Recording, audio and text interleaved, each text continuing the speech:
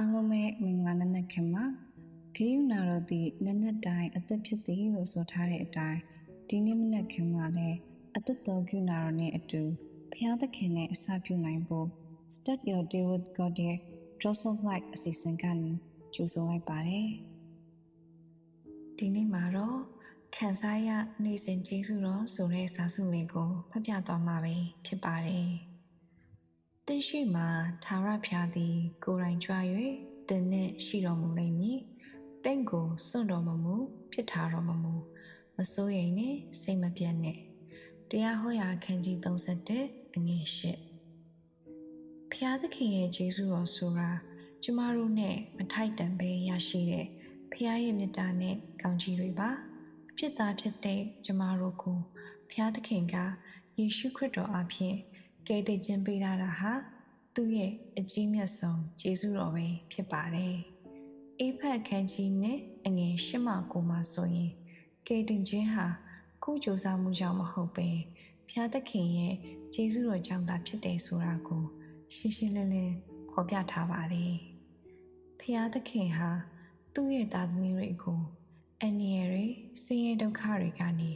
ကွယ်ကာဆောက်ရှောက်ပေးပါတယ်။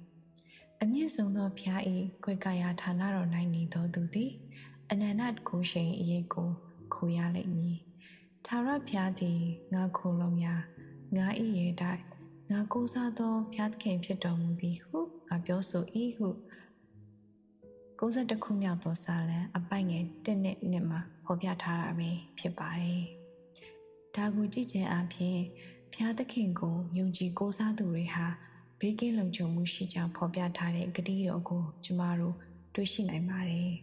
။ဘုရားသခင်ဟာကျမတို့ရဲ့နေ့စဉ်ဘဝကိုဥဆောင်လမ်းပြပေးပါတယ်။မှန်ကန်တဲ့ဆုံးဖြတ်ချက်တွေချနိုင်ဖို့သူ့ရဲ့အလိုတော်တိုင်းလိုက်လျှောက်နိုင်ဖို့ကျမတို့ကိုပညာနဲ့ဉာဏ်ပညာတွေကိုပေးပါတယ်။သုတ္တန်ကျမ်းခန်းကြီး3အငယ်9မှ6မှာဆိုရင်ထာဝရဘုရားကိုစိတ်နှုတ်အကျွမ်းမဲ့ကိုးစားလို့ကိုဉဏ်ကိုအမိမပြုနဲ့တွားလျက်ရာ၌ထာဝရဘုရားကိုမျက်မှောက်ပြုလို့သို့ပြုနေသင်၏လမ်းခီးတို့ကိုပဲ့ပြင်တော်မူမည်လို့ဖော်ပြထားပါတယ်။ဒါကဘုရားသခင်ကိုဦးစားပေးပြီးသူ့ကိုယုံကြည်ကိုးစားမယ်ဆိုရင်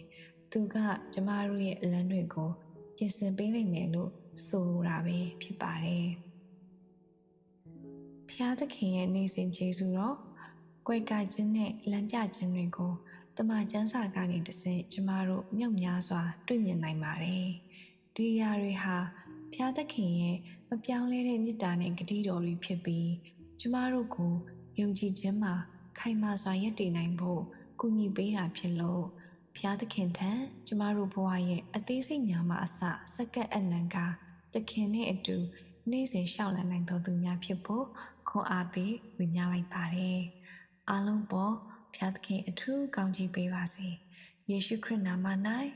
အာမင်။